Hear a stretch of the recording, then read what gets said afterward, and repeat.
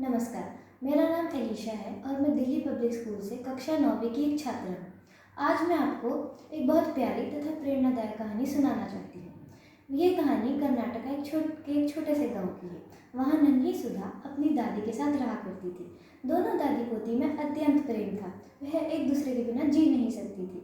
सुधा रोज अपनी दादिका को कर्मवीर नाम की पत्रिका से कहानियाँ सुनाया करती थी। अरे सुधा, आज तो मुझे लग रहा है कि पत्रिका में नई कहानी आई होगी, क्यों ना तुम मुझे वो सुनाओ। हाँ दादी, क्यों नहीं। यह कहकर सुधा अपनी दादी को कहानी सुनाने लगती है। सुधा रोज अपनी दादी को अलग अलग प्रकार की कहानियाँ सुनाती थी तथा दादी की आंखें कई बार नम हो जाती थी तथा उनके कई बार चेहरे पे मुस्कुराहट भी आ जाती थी। वह बड़े गौर से उन कहानियों को सुना करती थी। परंतु एक दिन सुधा को अपने स्कूल के कार्यक्रम से कहीं बाहर पूरे एक हफ्ते के लिए जाना पड़ा। अरे दादी, अगर मैं बाहर जाऊंगी तो आप ज़्यादा दुखी मत होना, मैं कुछ ही दिनों में वापस आ जाऊंगी। हाँ सुधा, क्यों नहीं, परंतु जब तुम वापस आओगी मुझे कहानियाँ ज़रूर पढ़कर सुनाना। एक हफ्ता बीत जाता है। जब सुधा वापस आती है तो वह देखती कि उसकी दादी बहुत उदास बैठी हुई थी तथा किसी सोच में डूबी हुई थी। वह दादी के पास जाती है। अरे दादी, क्या हुआ, आप इतनी दुखी क्यों हो।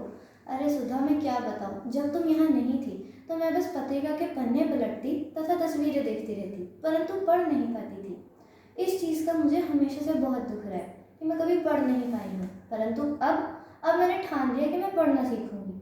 वाह दादी, तो क्या आपको पढ़ना मैं सिखाऊंगी। हाँ, तुम मेरी टीचर बनना और मैं तुम्हारी स्टूडेंट।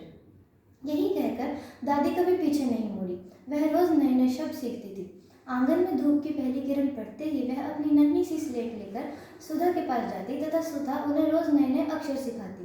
दादी कई बार गलतियां भी करती, कई बार किसी शब्द को गलत बोल देती, परंतु उन्होंने कभी हार नहीं मानी तथा वे कभी निराश नहीं हुई, क्योंकि उन्होंने जीत का जुनून सवार था। फिर धीरे धीरे करते करते दिन बीतते गए तथा महीनों में बदल गए। दादी अक्षरों को सीखती गई, वाक्य बनाना सीखती गई तथा एक दिन सब पूरा हो गया। वह पत्रिका खुद पढ़ने लग पड़ी। वाह दादी, मुझे आप पे बहुत गर्व है, आपने तो मुझे खुश कर दिया। हाँ बच्चा, और अब तो मैं पत्रिका को खुद बिना किसी की सहायता के पढ़ सकती हूँ। यह कहकर दोनों दादी पोती बहुत खुश थी। फिर एक दिन आता है जब दादी का जन्मदिन था। पूरे घर में खुशियों का माहौल था। किसी कोने से मिठाइयों की खुशबू आ रही थी तो तथा किसी कोने पे गुब्बारों की सजावट थी। चारों तरफ बस रौनक का माहौल था। फिर सुधा आती है। वह सोचने लगती है, अरे इस बार दादी को तोहफे में दूँ तो दूँ क्या। दादी ने इतनी मेहनत की है तथा उनका जन्मदिन तो इस बार विशेष बनाना पड़ेगा। कुछ सोच विचार करने के बाद वह सोचती है, हाँ क्यों नहीं मैं दादी को एक पत्रिका तोहफे के रूप में दूँ। इस तरह से वह खुश भी हो जाएंगी और यह उनकी पहली पत्रिका होगी। यह कहकर वह चली जाती है तथा एक पत्रिका दादी के लिए तोहफे के रूप में लाती है। फिर आता है दादी का जन्मदिन। सब तरफ बस खुशियाँ थी। सारी तैयारियां जब हो गई तथा जब वह संपूर्ण हुई तो सुधा अपनी दादी के पास गई। दादी दादी, मैं आपके लिए पत्रिका लाई हूँ, आपकी खुद की पत्रिका। वाह मेरी बच्ची। सब यह देखकर सोचने लगते हैं कि दादी पत्रिका का करेगी तो क्या करेगी, क्योंकि दादी को तो पढ़ना नहीं आता था। पर फिर दादी सबके सामने खड़ी होकर उस पत्रिका को पढ़ने लगी, सबके आगे। सब वह देखकर चकित हो गए कि दादी को पढ़ना सिखाया तो किसने सिखाया। फिर सुधा आती है। वह बोलती है, चाहे दादी को पढ़ना मैंने ही सिखाया हो, परंतु दादी ने सबसे बड़ी चीज़ मुझे सिखाई है।